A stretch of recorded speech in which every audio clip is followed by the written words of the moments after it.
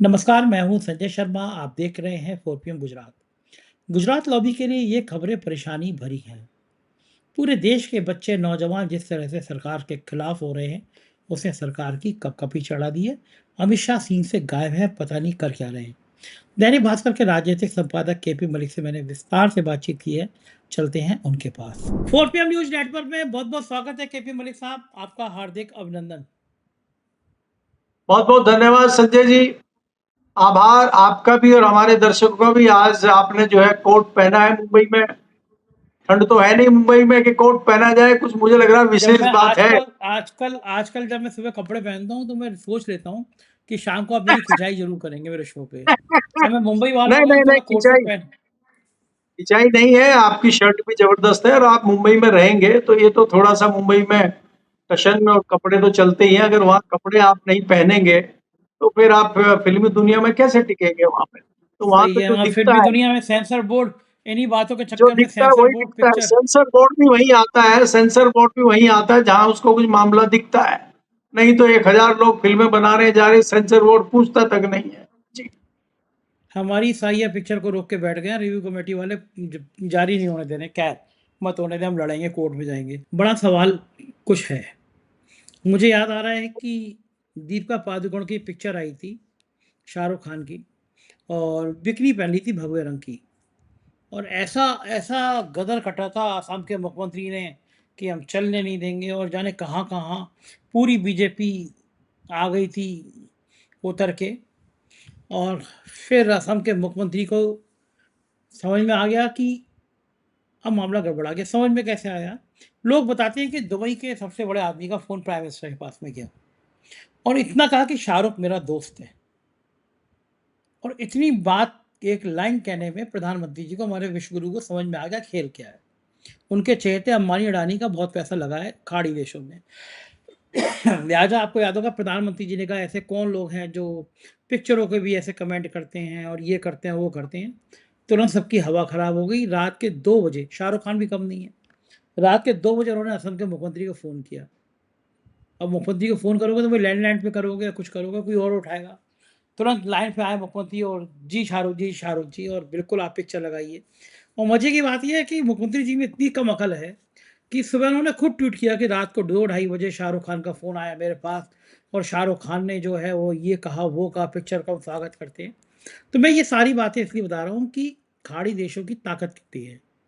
नुपुर शर्मा का आपको याद होगा, एक और नवीन थे शायद, नफरती चिंटू, याद होगा उनको। उन्होंने जिंदल, पैगंबर साहब को, नवीन जिंदल। नवीन, नहीं जिंदल नहीं, नवीन कुछ और नाम, नवीन जिंदल ही नहीं, कुछ और नाम है उसका, हाँ, वो नवीन बीजेपी की जिंदल। अरे जिंदल ही अरे है ना। नवीन जिंदल लिखते हैं वो।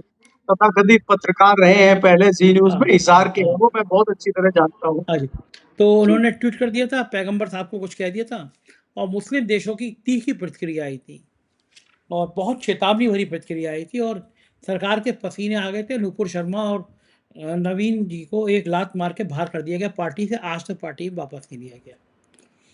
मतलब ये मेरा कहने का, इतनी सारी कहानी बताने का मतलब ये है कि अगर आप किसी समुदाय विशेष के प्रति बहुत ज़्यादा हिंसात्मक बातें करोगे, पैगंबर साहब के लिए कुछ अभद्र बात करोगे, तो खाड़ी के देश इसको स्वीकार नहीं करेंगे।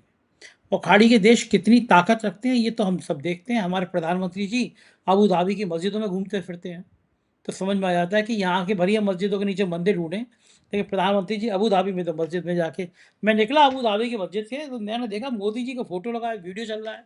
मैं कह रही मैं आया, मोदी जी मुझसे पहले कब आ गए, मैं भूल गया था कि अबू धाबी में मस्जिद में भी गए हैं। तो मुझे लगा अच्छा नहीं मोदी जी संजय मस्जिद जी, में अच्छे लेकिन रहे। मैं नहीं, लेकिन संजय जी मैं डर गया था जैसे आपने शुरू किया कि दुबई से फोन आया है, गल्फ कंट्री से फोन आया। और संजय जी भी दुबई वगैरह जाते रहते हैं, अभी ऑस्ट्रेलिया से आए हैं। तो क्या ऐसा ही फोन, कोई फोन आने वाला है क्या? और साइयाँ तभी रिलीज वो होगी वो और वो वो वो और दोहरे और दोहरे जोश के साथ आएगी क्या? ऐसा कुछ है क्या? मैं तो यही सोच रहा आपके हूँ कि आप इसीलिए आप इसीलिए भूमिका बना रहे हैं कि आप भी कोई लग रहा है फोन कराने वाले हैं, क्योंकि संबंध तो आपके भी है, बाहर आप आते जाते रहते हैं। तो ऐसा फोन मत करा देना कि मामला गंभीर हो जाए। फिल्म तो आपकी सुपरहिट हो गई है, इसमें तो कोई दो राय है नहीं। देखिए, ये तो हमने मनीषा। पिछले हफ्ते जब चर्चा की थी कि अगर अगर जो है नजर पड़ गई है क्रांतिकारियों की, मुंबई के क्रांतिकारी की, और फिल्म सेंसर बोर्ड की नजर पड़ गई है तो फिल्म तो सुपर हिट है आपकी, वो कोई दिक्कत है नहीं। और मैं तो एग्जाम्पल भी दिया था कि यहाँ तो हमारी आदत है भारतीयों की कि अगर किसी चीज से उनको रोकोगे वो करेंगे जरूर। अगर आप सिंपल तरीके से उनको बात कर रहे शायद वो ना माने। आप देखिए चाहे जंतर मंतर हो, धर्मेंद्र प्रधान का इस्तीफा आराम से मांगा, नहीं दिया गया, देना पड़ा। वही रांची में आज हुआ कि सारी मांगे माननी पड़ी। तो यहाँ तो थोड़ा सा नींबू को नहीं, मलिक निचोड़ना साहब, पड़ता मलिक है। साहब, मैं कोई मेरी इतनी नहीं है कि मैं दुबई से फ़ोन करा पाऊँ। जान पहचान थोड़ी बहुत ज़रूर है। आज एक बहुत बड़े शख्स मिले थे और वाकई में मतलब आपके मुंह में घी शक्कर की। उन्होंने मुझे बताया कि दुबई के बहुत बड़ा आदमी जो इनका दोस्त है, उन्होंने मुझे आमंत्रित भी किया है अगले महीने कि वो मुझे दुबई बुलाएंगे और एक ब्रेकफास्ट पे मेरी उनसे मुलाकात भी होगी। तो ये बात तो ठीक है, लेकिन फ़ोन तो नहीं आ रहा। हमारे वकील हैदर भाई और तला साहब बैठ कर तैयारी कर रहे हैं। आज रात को मेरे ख्याल से 1 बज जाएगा। सेंसर बोर्ड को कानूनी नोटिस देने जा रहे हैं। हम भी कम योद्धा नहीं हैं। जब लड़ाई निकली है तो आगे तक लड़ाई जाएगी जाएगी और युद्ध तो करेंगे करेंगे। तो मैं बात ये कह रहा था कि जब ऐसा फ़ोन आया और खाड़ी देशों में रिएक्शन आया तो विश्व गुरु जी पसीने पसीने हो गए, वापस आ गए। लेकिन अब भूल जाते हैं वो। एक भारतीय जनता पार्टी की आईटी सेल के एक साहब सह संयोजक बनाए गए हैं। उन्होंने मोहम्मद साहब को लेके बहुत अभद्र टिप्पणी करी थी। और मजे की बात यह है कि सांपनाथ गए तो नागनाथ आ गए। अमित मालवीय नफरती चिंटू थे और पूरे देश में उन्होंने एक नफरत का माहौल तैयार किया था। ये बात अलग है कि कांग्रेस की सुप्रिया श्रीनेत और उनकी टीम ने उनकी ऐसी की तैसी करके रख दी थी। और जैन जी ने दिखा दिया था कि असली मास्टर तो वो ही हैं। इस चक्कर में कोई ना रहे, असली मास्टर जो हैं वो केवल और केवल वही हैं। तो इन नफरती चिंटुओं को दोबारा से वे कमान देने का मतलब क्या होता है, क्या लगता है? संजय जी देखिए, जिस प्रकार से आप कह रहे हैं, जिस तरह से भारतीय जनता पार्टी का आईटी सेल काम करता है, जिस तरह से भारतीय जनता पार्टी शाम दाम दंड भेद करके और हिंदू मुस्लिम करके अभी तक जीतती रही है। पिछले कुछ इलेक्शनों में, चाहे वो बिहार का इलेक्शन हो, चाहे वो वेस्ट बंगाल का इलेक्शन हो, और जो आपके सामने इलेक्शन खड़ा है उत्तर प्रदेश का, भारतीय जनता पार्टी का मीटर डाउन हो गया है, बुखार उतर गया है, टेम्परेचर डाउन आ गया है। अब जो ये हिंदू मुस्लिम वाला जो हाथी था भारतीय जनता पार्टी का, अब ये खड़ा नहीं हो रहा है। इसको तमाम इंजेक्शन लगाए जा रहे हैं और भारतीय जनता पार्टी इस नतीजे पे पहुंची है कि हिंदू मुस्लिम वाला जो हाथी है ये बैठ चुका है और ये नहीं उठ रहा है, तो कुछ नया करना पड़ेगा। और नया करने के तहत ये भारतीय जनता पार्टी नया शगुफा लेके आई है उत्तर प्रदेश के लिए कि वहां पे महिलाओं को 40,000, 50,000 जो भी एक रकम है, फिक्स रकम, इस तरह से चुनाव के तत्काल पहले उनके खाते में डाली जाए बिहार के पैटर्न पे। आपके पास वो बात अलहदा है कि स्कूल में देने के लिए आपके पास पैसा नहीं है। स्कूल की छत गिर रही है, बच्चे मर रहे हैं, बच्चे घायल हो रहे हैं, स्कूल में पीने का पानी नहीं है, स्कूल में शौचालय नहीं है, लड़कियां, छोटी छोटी बालिकाएं सड़कों पे बैठ के धरना दे रही हैं, लखनऊ को घेरा हुआ है। आप ये देखिए, जो उत्तर प्रदेश की राजधानी है, वहां लड़कियों का, छोटे जेनजी का, अल्फा का वहां पे आंदोलन चल रहा है। शर्म की बात देखिए। और ये कह रहे हैं कि हम महिलाओं के अकाउंट में पैसे डालें। महिलाओं के अकाउंट में पैसे डालने के लिए करोड़ों रुपए आपके पास है, लेकिन स्कूलों में पैसा देने के लिए आपके पास नहीं है। पहली बात, आप भर्ती नहीं कर रहे। 2018 से आज तक कोई भर्ती नहीं हुई है अध्यापकों की। जो अध्यापक हैं उनको आपने दूसरे काम पे लगाया हुआ है। ऐसा वो एसआईआर की प्रक्रिया कर रहे हैं, वो अभी जनगणना कर रहे हैं। दूसरी जो कानूनी सरकारी योजनाएं आती हैं वो उसमें लगे हुए हैं। तो बच्चे पढ़ेंगे कहाँ? बच्चों को पढ़ाएगा कौन? बच्चों की पढ़ाई कहाँ हो?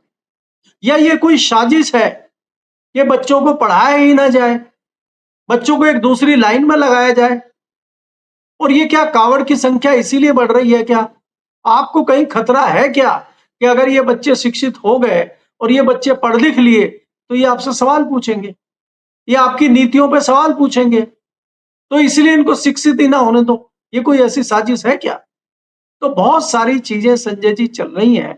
भारतीय जनता पार्टी का एक नया मामला ये आ गया, ये जो आप कह रहे हैं, चाहे नफरती चिंटू ले आइए आप, और चाहे अमित मालवीय की जगह किसी दूसरे सुमित मालवीय को ले आइए, किसी को ले आइए, अब ये वाला हाथी तो खड़ा होने वाला है नहीं, ये तो बैठ गया है। अब आपको नए तरीके से सोचना होगा। देखिए, आप आपको मुझे नहीं याद आता, आपको याद आता हो तो बताइए, पिछले कुछ सालों से, कई सालों से कोई दंगा आपको कहीं दिखाई दिया? कोई मुस्लिम समाज की तरफ से कोई एग्रेसिव कहीं से कोई घटना आपको दिखाई दी कि जिसमें मुस्लिम समाज कोई एग्रेसिव हो गया हो? कोई इक्का दुक्का छोटी मोटी घटनाएं हो गई हो उसको छोड़िए, कोई बड़ी घटना, कोई बड़ा दंगा, कहीं मुसलमानों ने उस तरह का आक्रमण किया हो, कोई कहीं हल्ला बोल दिया हो, कहीं पत्थरबाजी हुई हो, एक घटना मुझे आप बताइए। वो तो कह रहे हैं हमें कोई दिक्कत ही नहीं है, मोदी जी की सरकार बहुत अच्छी है, हमें 5 किलो राशन मिल रहा है। एक आदमी को 5 किलो राशन मिलता है, घर में 10 आदमी है, तो हमारा तो 25 किलो राशन आराम से आ रहा है, 50 किलो, हमें कोई दिक्कत नहीं। दिक्कत बाकी लोगों को होगी, उनको कोई दिक्कत नहीं है। और वो तो उनके तो रोजगार है जो भी है, चाहे वो पेंचर लगाएं, चाहे वो कारीगरी करें, चाहे वो बढ़ईगिरी करें, वो ईमानदारी से अपना काम कर रहे हैं। तो अब आप उनको नहीं भड़का सकते। इसलिए भारतीय जनता पार्टी अब नई कोशिशें ढूंढ रही है कि नया क्या किया जाए। लेकिन अब मुझे लग रहा है कि ये जो काट की हंडी थी हिंदू मुस्लिम वाली, वो चढ़ चुकी है और अब वो दोबारा चढ़ने लायक बची नहीं है। इसलिए भारतीय जनता पार्टी को कुछ नया निकालना पड़ेगा। और अब दिए में तेल खत्म हो चुका है संजय जी। अब आप बाती बार बार जलाते रहिए और वो बुझती रहेगी। जब तेल ही नहीं बचा तो कितनी बार बाती को जलाएंगे। एक बात और है, लोग ये मान रहे हैं कि इस जैन जी के आंदोलन के बाद अमित शाह जी और मोदी जी की स्थिति खराब हुई, और खास तौर से अमित शाह की स्थिति का जिक्र लोग ज़्यादा कर रहे हैं कि पहली बार अमित शाह इतनी बुरी तरह फंसे हैं। आज तो खबर ये भी आई कि सुप्रीम कोर्ट में माना पुलिस ने कि जो सादा वर्दी में थे वो जवान दिल्ली पुलिस के थे। ऐसी कुछ जगह मैं सोशल मीडिया पर खबर देख रहा था। अगर ये खबर सही है तो उनकी गिरफ्तारी होना चाहिए। सादा वर्दी में हमारे बच्चों पे लाठियां लेकर मारना, लड़कियों के नाजुक और संवेदनशील अंगों पर डंडे से प्रहार करना, ये सब तो बहुत बीभत्स है। और मुझे लग रहा था कि सुप्रीम कोर्ट वीडियो को देखकर उनका टर्मिनेशन की और उन पुलिसकर्मियों की गिरफ्तारी के आदेश देगा। कम से कम एक कड़ा सबक मिलना चाहिए कि ऐसा कृत्य, नेताओं की चमचागिरी में कोई ऐसा कृत्य करता है तो उसको उसके अंजाम तक पहुंचाया जाना चाहिए। लेकिन ऐसा होता हुआ नजर नहीं आया। केपी मलिक जी, ये नफरत की आंधी कहाँ जाके रुकेगी? और शाह साहब क्या बुरी तरह घिर गए हैं? आपको लगता है कि इस बार मामला फंस गया? मानसून सत्र में जो हाल देखा हमने बड़े साहब का, छोटे साहब का, वो तो कम से कम यही इशारा कर रहा है। आपको क्या लगता है शाह साहब की स्ट्रेटेजी अब क्या है? संजय जी आप देखिए, लोग कहते थे नंबर 2 नंबर 1, मैं तो ये कहता हूं नंबर 2 नंबर कुछ नहीं है, जो अमित शाह कहते हैं वही सब कुछ है। लेकिन आजकल तो वो चीज दिखाई नहीं दे रही है। आप अगर 20 जुलाई से पहले का चेहरा अमित शाह का देखें और 20 जुलाई जो जंतर मंतर पे घटना हुई उसके बाद अमित शाह का चेहरा देखें, चाहे आप जो है जो जनगण मन हुआ था पहले दिन पार्लियामेंट में वो देखें, और उसके बाद जो वंदे मातरम हुआ उसमें बॉडी लैंग्वेज अमित शाह की देखें, तो आप खुद ही स्वतः अंदाजा लगा लेंगे क्या अमित शाह की क्या हालत है। दूसरी बात यह है कि जो मैं बार बार कह चुका हूं कि राहुल गांधी में जो जोश आया है, कहीं ना कहीं ऐसी चीज उनके हाथ लग गई है, ऐसे तथ्य उनके हाथ लग गए हैं जिसमें तथाकथित चाणक्य फंस गए हैं। और वो हम जैसा आदमी भी उसका अंदाजा इस तरीके से लगाता है कि जो आपने अभी जिक्र किया है कि दिल्ली पुलिस को आदेश किसने दिया, दिल्ली पुलिस में सादी वर्दी में कौन थे, धीरे धीरे चीजें खुल रही हैं। क्या ये अमित शाह का आदेश था? संभावना है कि आदेश था। और अगर आदेश नहीं था और आपके बिना आदेश के ये चीजें हुई हैं, तो डायरेक्ट दिल्ली पुलिस आपके कंट्रोल में आती है, तो आप इस लायक नहीं है कि आप गृह मंत्री रहे। तो दोनों परिस्थितियों में आपका इस्तीफा मांगने की प्रक्रिया लगातार चल रही है और उसी पे आपको जवाब देना है। और वो जवाब देने से बचने के लिए ही आपने बलि चढ़ा दिया पूरा मानसून सेशन। नहीं तो यहाँ तो संजय जी एक झटके में चीजें होती हैं, यहाँ किसी से पूछा थोड़ी जाता है। चाहे वो नोटबंदी हो, चाहे वो जीएसटी लाने की बात हो, चाहे ये हो कि आज जीएसटी का जश्न होगा, भारत देश को आजादी मिलेगी और रात के 12 बजे पार्लियामेंट शुरू होगी। यहाँ तो जो चाह रहे थे वो हो रहा था, अब थोड़ी हो रहा है। वाजपेयी जी का कोई अता पता ही नहीं था जब तक वो जिंदा रहे।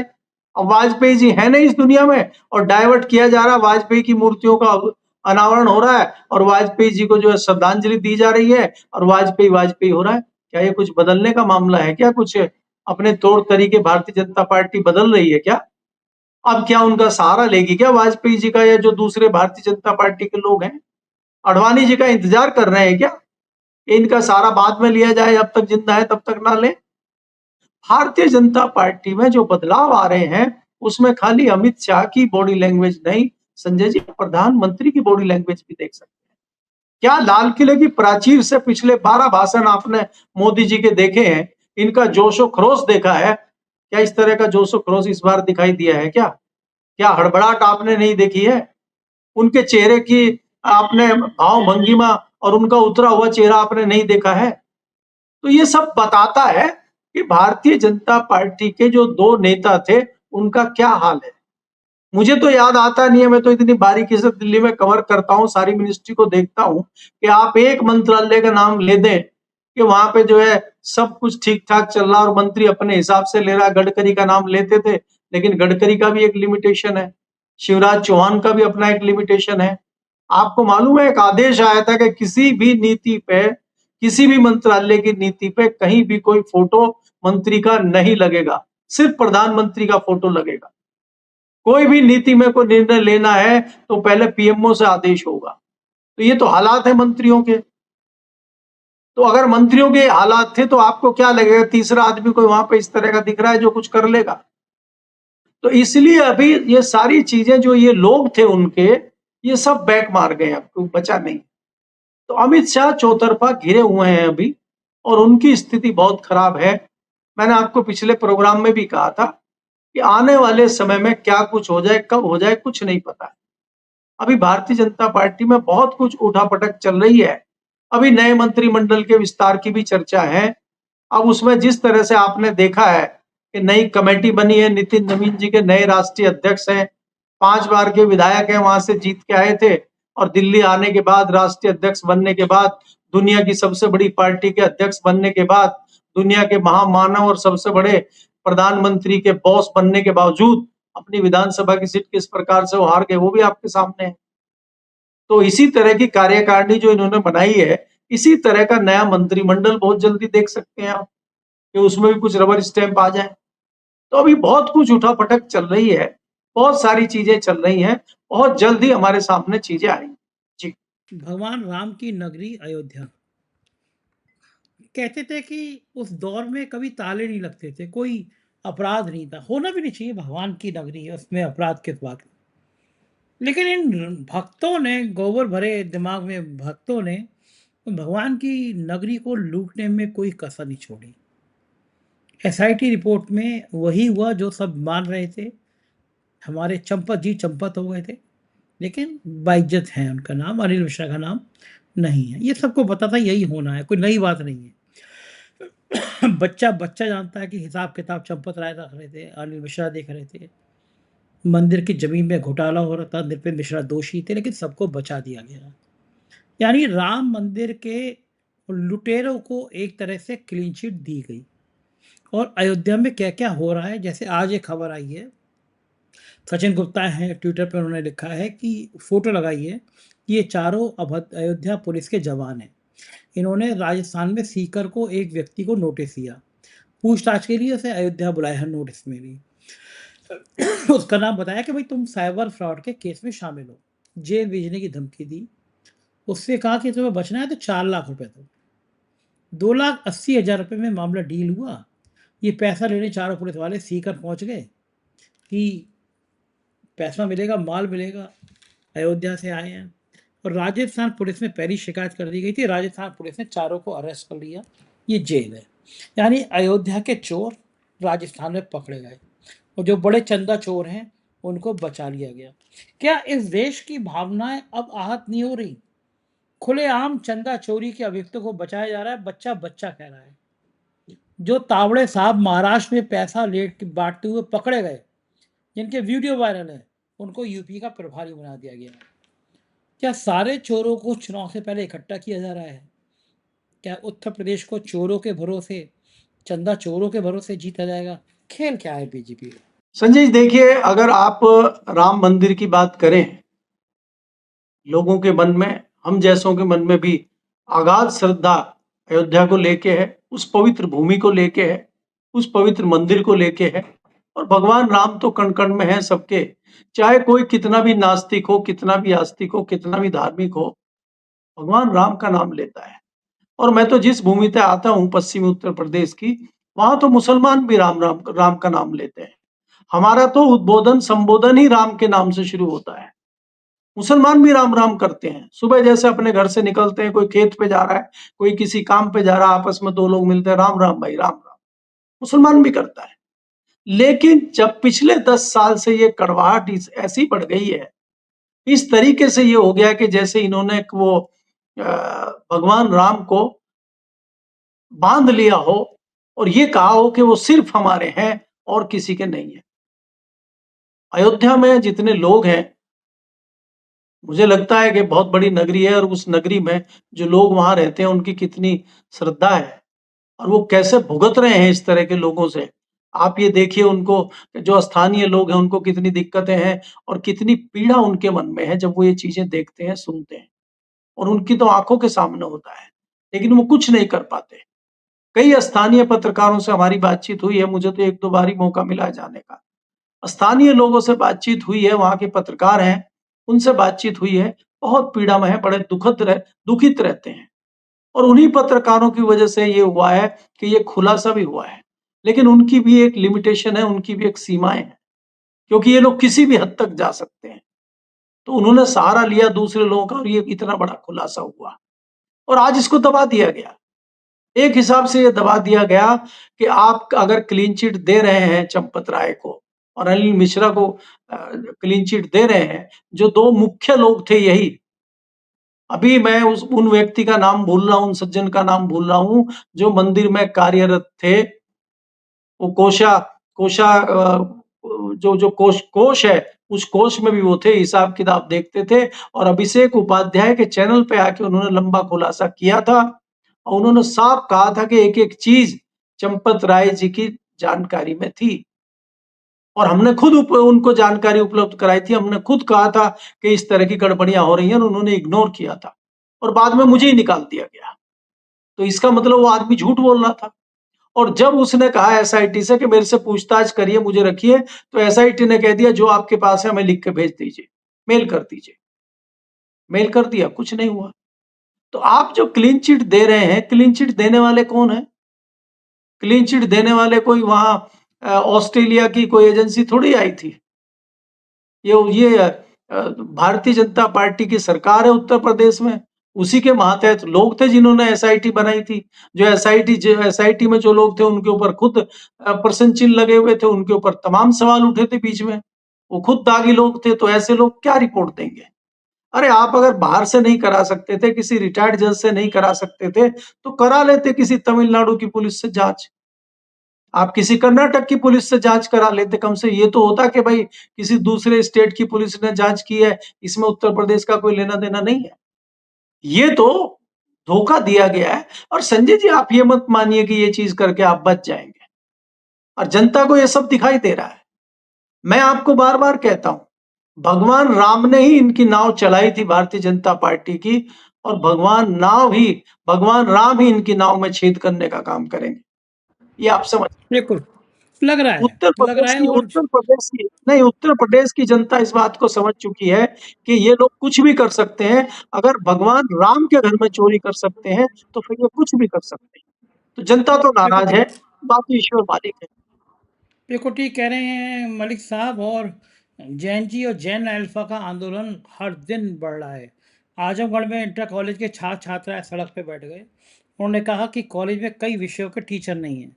उनका नारा था, बच्चे नारा लगा रहे थे, बिना केमिस्ट्री टीचर के हमारा भविष्य एसिड की तरह जल रहा है। कोई दिन ऐसा नहीं जा रहा जब बच्चों के सड़कों पे आके आंदोलन की खबरें नहीं आ रही हैं। और यही खबरें बड़े साहब का, छोटे साहब का तापमान बढ़ा रही हैं। ये वो बच्चे हैं जिन्हें चिंता नहीं है, इन्हें पता नहीं है कि मुकदमा क्या होता है या ताकत क्या होती है, पुलिस की गोली क्या होती है। सीना तान के खड़े हो जाते हैं, करो क्या करना है हमारा, लेकिन हम व्यवस्था बदलेंगे। और साहब को डर लगने लगा है, मैं कहना नहीं चाहता, लेकिन कुछ देशों में ऐसी ही क्रांति हुई है। साहब को डर लग रहा है। राजस्थान में स्कूलों में वीडियो बनाने पे पाबंदी लग रही है। जितनी पाबंदी लगती है ताले उतने ही टूटते हैं, ये इनको पता नहीं, तानाशाह को पता होता भी नहीं। आपको क्या लग रहा है? संजय जी देखिए, अगर आप बात कर रहे हैं उत्तर प्रदेश में जैन अल्फा जिस तरह सड़कों पे है, उसी उसी राजस्थान की तर्ज पे बहुत जल्दी एक आदेश जारी होगा क्योंकि आपको पता है कि राजस्थान की सरकार ने एक आदेश जारी किया है, और कोई छोटा-मोटा आदेश नहीं है, पूरा 1 पन्ने का आदेश है कि किसी भी स्कूल में किसी भी बाहरी व्यक्ति का प्रवेश वर्जित है। कोई भी व्यक्ति बिना अनुमति के अंदर नहीं आएगा, कोई वीडियोग्राफी नहीं करेगा, कोई पूछताछ नहीं करेगा, वो टॉयलेट में नहीं जाएगा, वो किसी कमरे में नहीं झाँकेगा, कोई पर्दादारी नहीं करेगा। तो वहाँ पे इस तरह का बना दिया जैसे कोई किला आपने बना दिया हो स्कूल को। क्यों? इसका मतलब आप कोई चोरी कर रहे हैं अंदर, आप कोई गलत काम कर रहे हैं अंदर, तभी तो आप इतना छुपा रहे हैं। नहीं तो आपको क्या आवश्यकता है? इस तरह के प्रतिबंध लगाने का मतलब है कि आप चीज़ को ठीक नहीं करना चाहते, उसको छुपाना चाहते हैं। संजय जी, अगर किसी घर में कोई गलत काम हो रहा है तो आप खिड़की पे पर्दा लगा दीजिए, फिर दरवाजे पे पर्दा लगा दीजिए, फिर उधर कितने पर्दे लगाएँगे आप? कितने पर्दे लगाएँगे?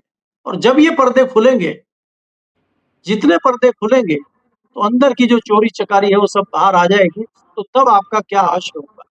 देखिए, ये जेन ज़ी पीछे हटने वाले अब है नहीं संजय जी, कितने ही आप आदेश लगा लीजिए, कितने ही ताले लगा लीजिए, कितने ही आप ऑर्डर दे लीजिए, इन ऑर्डरों का कोई मतलब नहीं है। ऑर्डर तो दिया था ना जंतर-मंतर पे आपने, ऑर्डर तो वहाँ भी रांची में भी दिया था, क्या हुआ उस ऑर्डर का? ऑर्डर तो अमित शाह ने भी दिया था पुलिस को, क्या हुआ उसका? तो ये ऑर्डर धरे के धरे रह जाते हैं जब लोग सड़कों पे उतरते हैं, और सड़कों पे लोग उतर चुके हैं।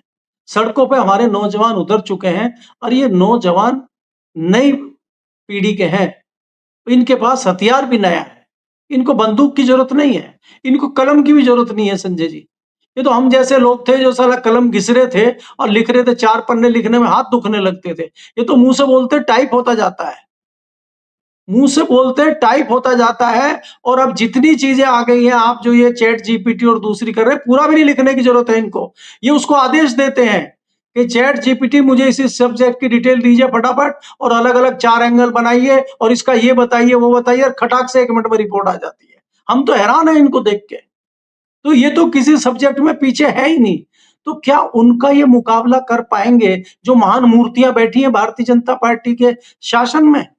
भारतीय जनता पार्टी के जो विद्वान मुख्यमंत्री हैं, भारतीय जनता पार्टी के शिक्षा मंत्री का नाम आपको भी नहीं पता होगा, मुझे तो पता ही नहीं है, मैं तो मंत्रियों के, केंद्र के मंत्रियों के नाम नहीं जानता, वहाँ के तो क्या। तो ये जो विद्वान मंत्री इनके बैठे हैं, क्या ये जेन ज़ी का मुकाबला कर पाएँगे आज की टेक्नोलॉजी में? तो इनको तो भागना ही पड़ेगा संजय जी, क्योंकि इनके पास बिल्कुल, बोलने को कुछ नहीं। और गिरिराज बिल्कुल सिंह ठीक। जैसे लोगों के पास कुछ नहीं है। गिरिराज सिंह से कोई फोटो हाथ लग जाए कहीं, व्हाट्सएप पे कुछ आके उसको डाल के पूछते हैं कि राहुल गांधी जी किसके साथ बैठी? ये तो मंत्रियों का हाल है। तो अगर इस तरह के मंत्री होंगे, तो फिर सरकार क्या कर रही होगी, इसका अंदाजा आप इससे लगा सकते हैं। जी। बिल्कुल ठीक कह रहे हैं मलिक साहब, हालात यही बन रहे हैं, हम लोगों की निगाह रहेगी। बहुत-बहुत शुक्रिया, समय दिया आपने, बातचीत की। ये थे केपी मलिक जी और बातचीत कर रहे थे राजनीति की। आप सोचिए क्या हाल है, मंदिर के चंदा चोरों को इतनी क्लीन चिट, कोई डर ही नहीं है। राम मंदिर के संग खिलवाड़ हो सकता है तो मैं और आप क्या, खेत की मूरियाँ, आपको मुझको तो हिंदू मुसलमान के खेत में जाके साहब लोग मौज काट लेंगे। सही कह रहा हूँ या गलत? बताइएगा ज़रूर। चैनल को सब्सक्राइब और जॉइन कर लेंगे तो मुझे अच्छा लगेगा। Thank you.